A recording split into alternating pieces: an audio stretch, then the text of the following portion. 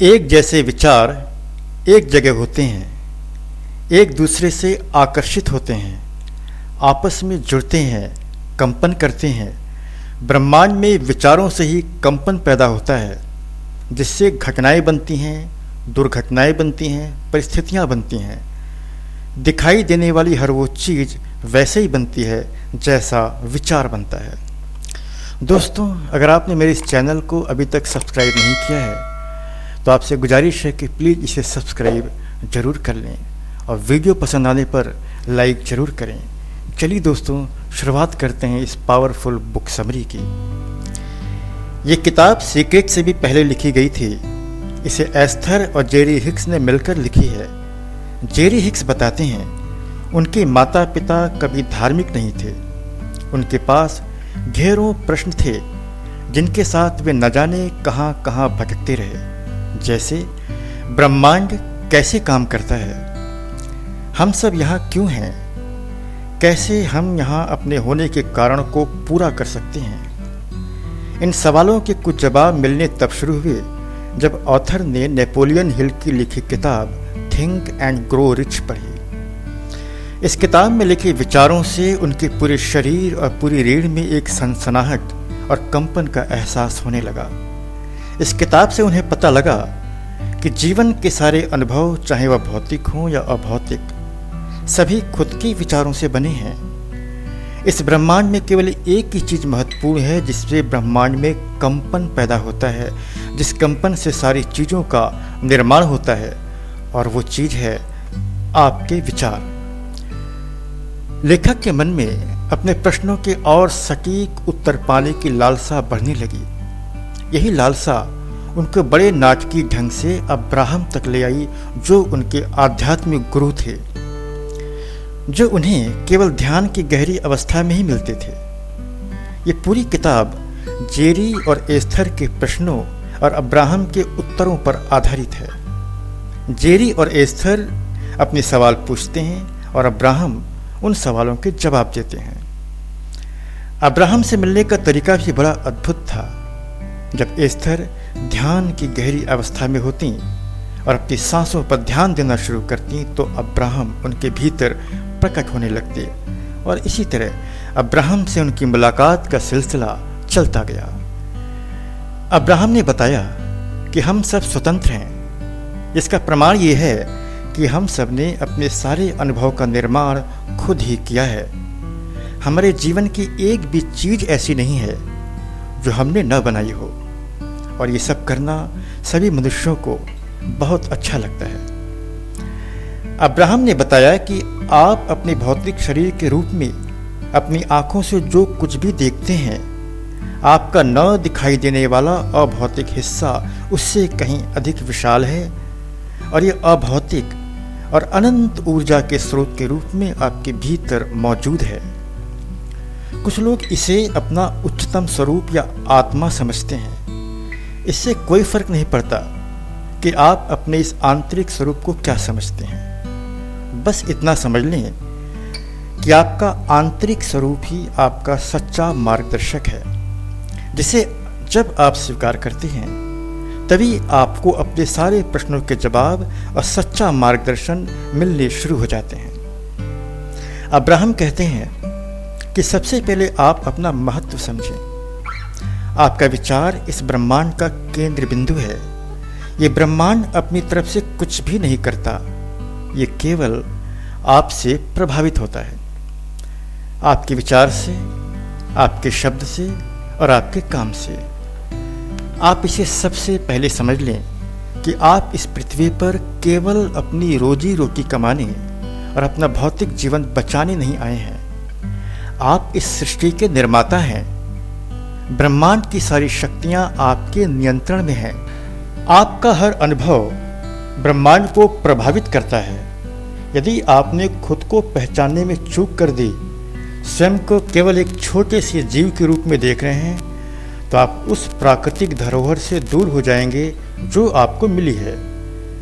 Abraham कहते हैं कि आपको सबसे पहले 3 सार्वभौमिक नियम समझने होंगे, जिनमें सबसे पहला नियम है आकर्षण का नियम, यानी लॉ ऑफ अट्रैक्शन, जो ये कहता है कि एक जैसे विचार आपस में आकर्षित होंगे, ये आपस में जुड़ेंगे, जिससे सारी चीज़ें बनेंगी।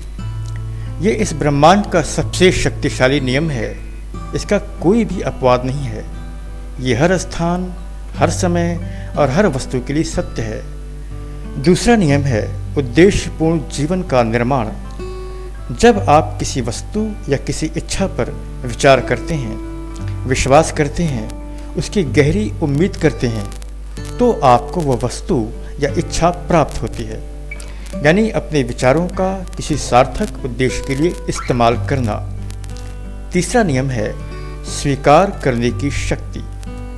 ये नियम कहता है कि मैं जैसा हूँ वैसा हूँ, लोग जैसे हैं वैसे हैं, स्थितियाँ जैसी हैं वैसी हैं। जब आप इस स्वीकार करने की स्थिति में आते हैं, तभी आप पहले दो नियमों को समझ पाते हैं और ये जान पाते हैं कि जो कुछ आपके जीवन में चल रहा है वह सब कैसे चल रहा है। हर चीज़ को आपने ही अपने जीवन में आमंत्रित किया है। आइए इसे और समझते हैं।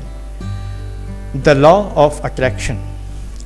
ये शक्तिशाली नियम कहता है जो एक जैसे होंगे उनमें आकर्षण होगा, एक जैसे विचार आकर्षित होंगे, वे आपस में जुड़ेंगे, उनसे निर्माण होगा।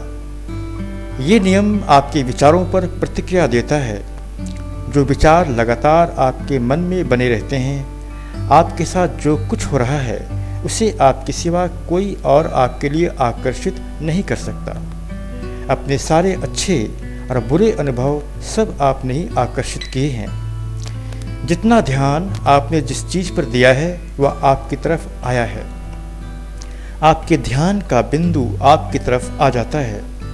जहाँ कहीं भी आपका ध्यान एकाग्र होता है, वहीं आपके लिए आकर्षण का नियम काम करना शुरू कर देता है। कोई ऐसी चीज़ जो आपके पसंद की है, जिसे आप चाहते हैं, उसे देखकर आप कहते हैं हाँ मुझे ये चाहिए। उस पर आपका विचार एकाग्र होता है और उसे आप आमंत्रित कर लेते हैं। जिस चीज़ को आप नहीं चाहते उसकी तरफ भी देखकर आप कहते हैं नहीं, यह तो मुझे नहीं चाहिए। इस बार भी आपका ध्यान उसी चीज़ पर है जिसे आप नहीं चाहते। आप उसे भी अपने लिए आमंत्रित कर लेते हैं। ये नियम बहुत सूक्ष्म, निष्पक्ष ढंग से काम करता है।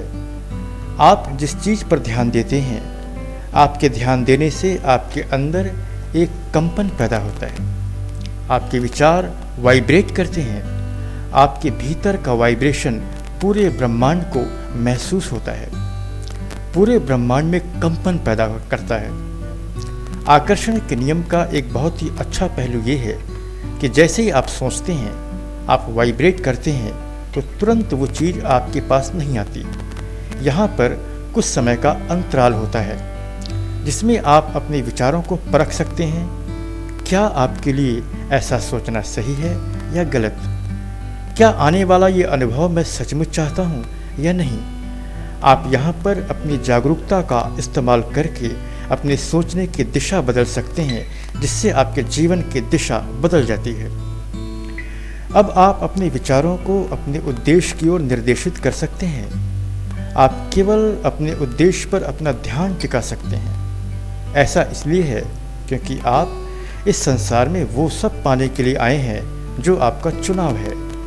आपका उद्देश्य ही आपका जीवन है। आपको इसे ही पाना है। आप ये महसूस करते होंगे जैसे ही आप कुछ पढ़ते हैं, टीवी पर कुछ देखते हैं, आपके विचार उस तरफ भागने लगते हैं। आप चाहे अपने अतीत की बात कर रहे हों, अपने वर्तमान के बारे में सोच रहे हैं या फिर भविष्य की किसी कल्पना में डूबे हों, आप हमेशा एक कंपन पैदा कर रहे हैं, जिससे आकर्षण का नियम सक्रिय होता है और आपको हमेशा प्रतिक्रिया देता है।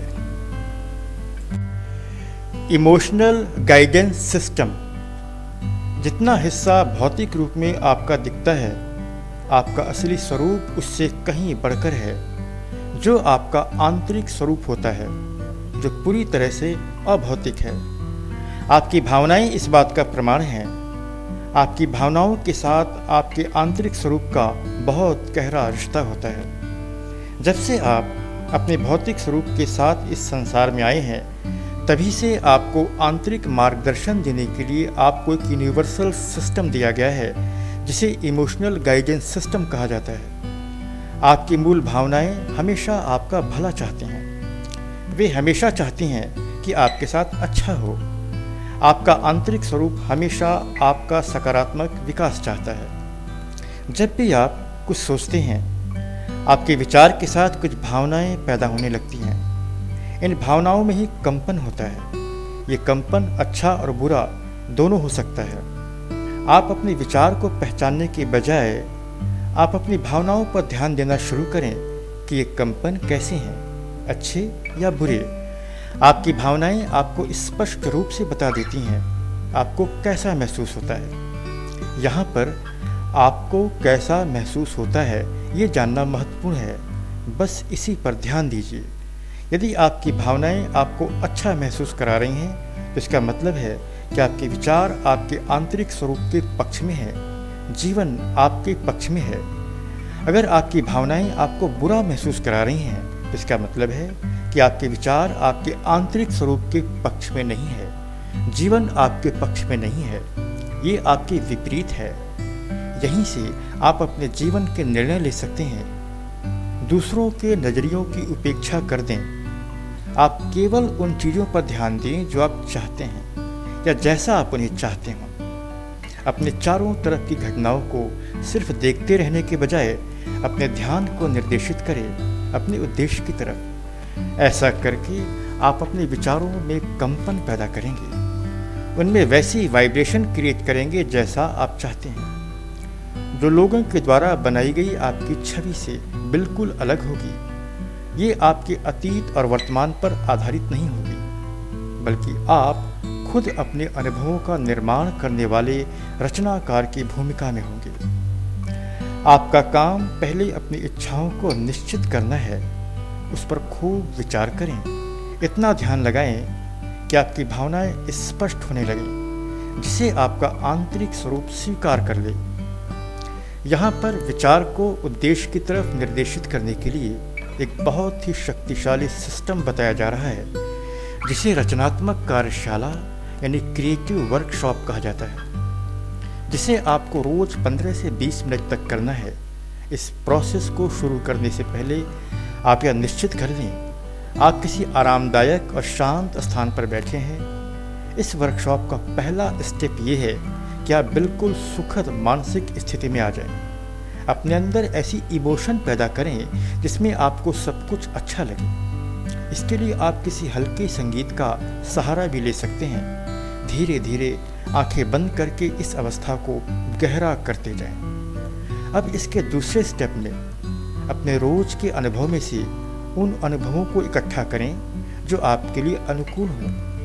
आप इसे पहले से लिख कर रखें तो ज़्यादा अच्छा है। जैसे कहीं पर आपने अपने पसंद का घर देखा हो, किसी को आपने अपनी पसंद की कार चलाते देखा हो, किसी को आपने ऐसी चीज़ के साथ देखा हो जिसे आप भी चाहते हैं। ऐसे अनुभवों को, इस तरह के डेटा को इकट्ठा करें और इस वर्कशॉप में लेकर आएं।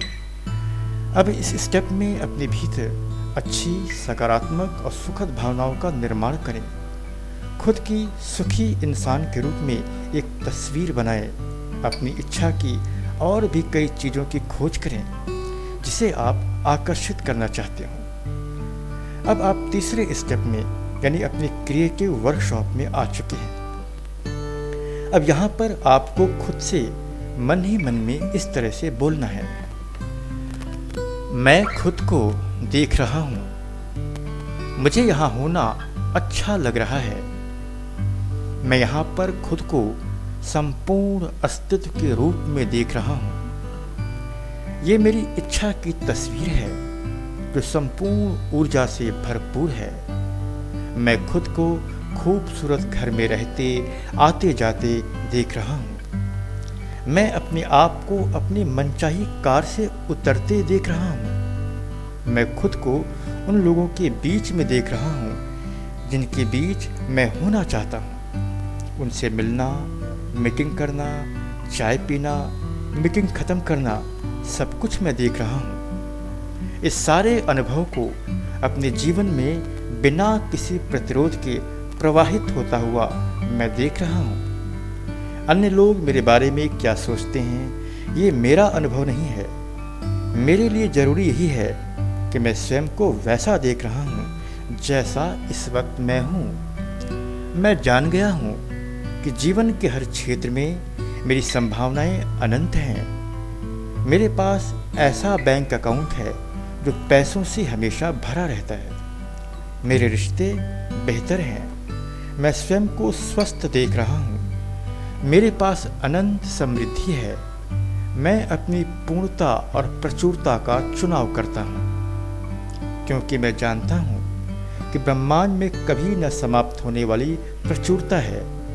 मैं अपनी प्रचुरता को आकर्षित करके किसी को इससे वंचित नहीं कर रहा हूँ, क्योंकि ये हर किसी के लिए पर्याप्त मात्रा में उपलब्ध है। हर कोई इसे इच्छा करके पा सकता है। मैं आकर्षण के नियम की शक्ति का उपयोग करता हूँ। यह बहुत सुंदर एहसास है। ये बहुत आनंददायक है। ये मुझे बहुत पसंद है। अब मैं इस कार्यशाला को आज समाप्त करता हूँ। अब मैं हर रोज ऐसी चीजें खोजूंगा जो मुझे पसंद हो। आज मैं इसे यहीं पर समाप्त करता हूँ। आपकी अपनी जानकारी के बिना भी आकर्षण आपके लिए काम करता है, लेकिन जब आप इसका इस्तेमाल अपनी निश्चित इच्छा या उद्देश्य के लिए करते हैं तो ये आपकी जागरूकता को कई गुना बढ़ा देता है। इसलिए ये आपके लिए बहुत जरूरी है। निराशा की भावना आपके आंतरिक स्वरूप का आपके लिए एक संदेश है कि आपने अभी जिस पर अपना ध्यान केंद्रित किया है वह आपकी इच्छा में शामिल नहीं है। संसार की सारी घटनाएं लोगों की भावनात्मक कंपन का ही परिणाम होती हैं। आप इसे समझ सकते हैं कि बीमारियों को इतने विवरण के साथ दिखाने का भी समाज में फैली बीमारियों से बहुत गहरा संबंध है। रोगों के आंकड़ों का प्रवाह सबका ध्यान इस ओर खींचता है। इसके बजाय उन चीज़ों पर आप ध्यान केंद्रित करें जिसे आप अपने अनुभव में शामिल करना चाहते हो, जिन्हें आप सचमुच खोज रहे हो। आप जितना ज़्यादा रोग और इसकी चिंता पर ध्यान देंगे, इसे उतना ही आकर्षित करेंगे, क्योंकि आकर्षण का नियम बड़े निष्पक्ष ढंग से आपके ध्यान और आपकी एकाग्रता पर प्रतिक्रिया देता है। किसी चीज का प्रतिरोध उसे और अधिक आकर्षित करता है, क्योंकि प्रतिरोध जितना प्रबल होता है उतना ही अधिक उससे जुड़ी भावनाएं वाइब्रेट करती हैं और आपकी ओर उतनी तेजी से आकर्षित होती हैं। इसलिए सबसे पहले अपनी इच्छाओं का पता लगाएं, उसे निश्चित करें, उसे स्पष्ट करें और अपने विचार, अपने ध्यान, अपनी भावनाओं, अपनी एकाग्रता और अपनी वाइब्रेशन को यहीं पर लगाएं। इसके लिए अपने आप से ये प्रश्न पूछें, मैं जानना चाहता हूँ कि मैं क्या चाहता हूँ। शांत मन से कई दिन ये सवाल अपने अंतर मन से पूछते रहें। आपको शुरुआत इसी प्रश्न से करनी चाहिए। संसार के ज़्यादातर लोग अपने विचारों को अपने उद्देश्य को निर्देशित नहीं करते। वे केवल आसपास की घटनाओं को अपने अनुभव में शामिल करते रहते हैं। वे उन्हें नियंत्रित करने में समर्थ नहीं होते।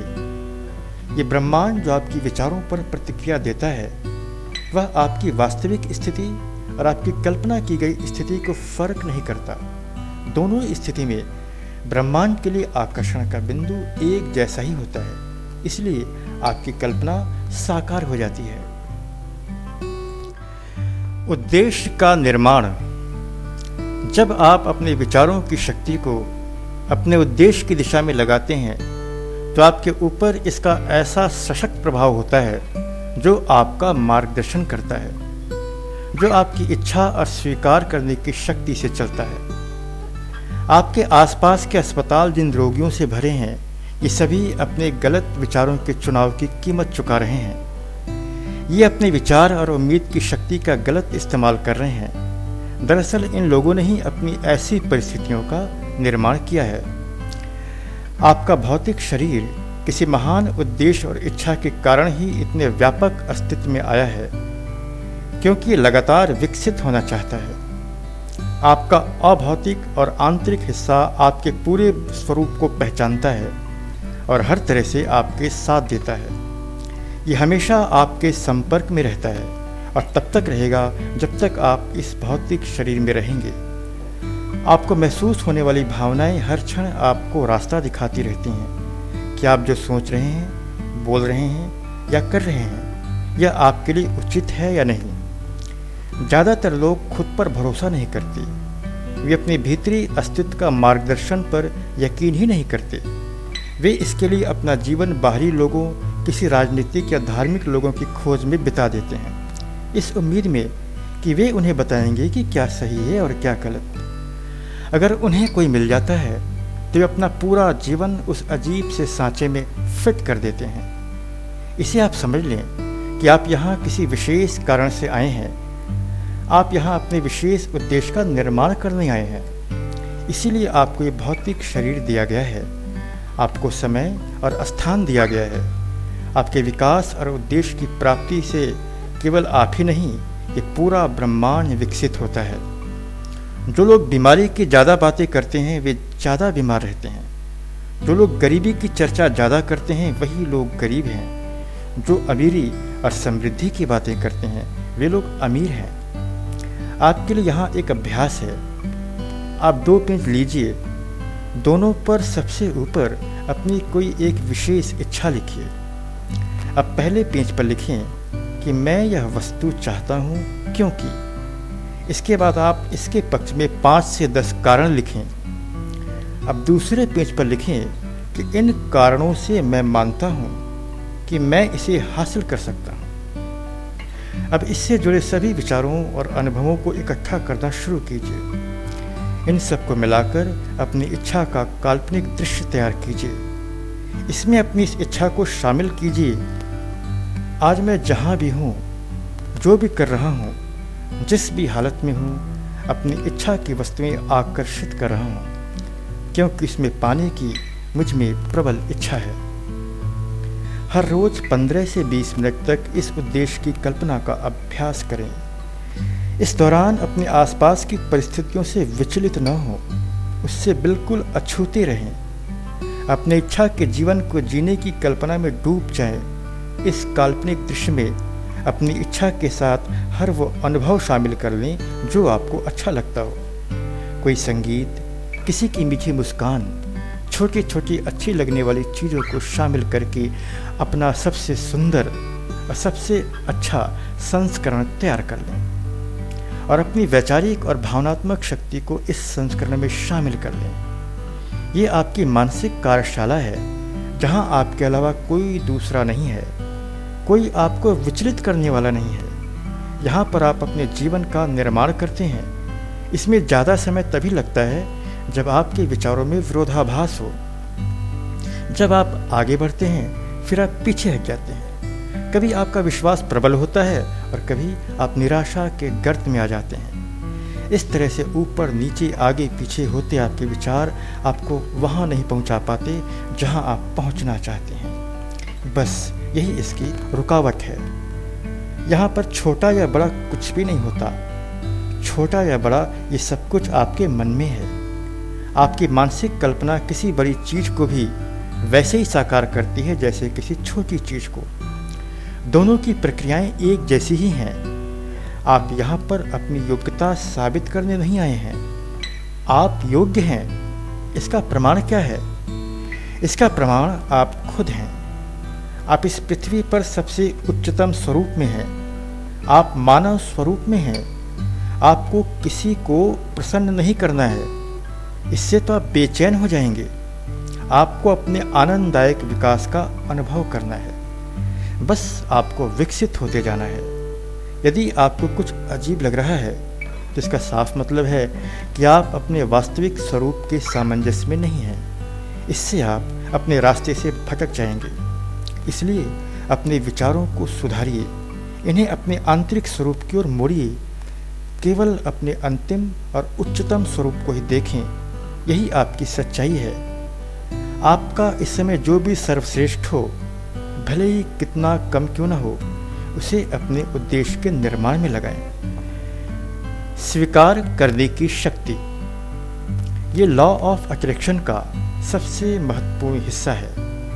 जब तक हम खुद को स्वीकार नहीं करते, अपनी मौजूदा परिस्थिति को, अपने वर्तमान अनुभव को स्वीकार नहीं करते, तब तक हमारा मन केवल बाहरी हिस्सों में उलझा रहता है। स्वीकार करने का नियम कहता है, मुझे सब स्वीकार है, मैं जैसा हूँ वैसा हूँ, सारी चीज़ें जैसी हैं वैसी हैं, मेरे सारे अनुभव जैसे हैं वैसे हैं, मैं सबको स्वीकार करता हूँ। आकर्षण का नियम निष्पक्ष है, इसका अपवाद नहीं है। आपका अभी का जीवन, अभी का पल बिल्कुल वैसा ही है जैसा इसे होना चाहिए। स्वीकार करने की शक्ति आकर्षण के नियम को आपके पक्ष में करती है। ऐसी घटनाएं, ऐसी चीज़ें, ऐसे लोगों को आपसे जोड़ता है जो आपको आपके लक्ष्य से जोड़ता है, जिस सामग्री से आपका उद्देश्य निर्मित होता है। स्वीकार करना खुद को विश्वास दिलाने की वैज्ञानिक प्रक्रिया है, जिससे आकर्षण के नियम में आपका विश्वास पैदा होता है, क्योंकि लक्ष्य निर्माण की प्रक्रिया विश्वास से ही संभव होती है। जब आपके सारे प्रयास आपके लक्ष्य की दिशा में सामंजस्यपूर्ण तरीके से जुड़ने लगते हैं, आप बहुत सटीक तरीके से केवल उन्हीं चीज़ों को अपनी ओर आता हुआ देखेंगे जो आपके लिए जरूरी हैं। अनावश्यक चीज़ों को खुद से हटता हुआ आप पाएंगे। यही ब्रह्मांड का नियम है जो स्वीकार करने के नियम पर काम करता है। तो दोस्तों, इस वीडियो को मैं यहीं पर समाप्त करता हूँ। हमेशा की तरह मेरी ईश्वर से प्रार्थना है कि आप खुश रहें, स्वस्थ रहें और जीवन में शांति बनी रहे। फिर मिलते हैं अगली वीडियो में।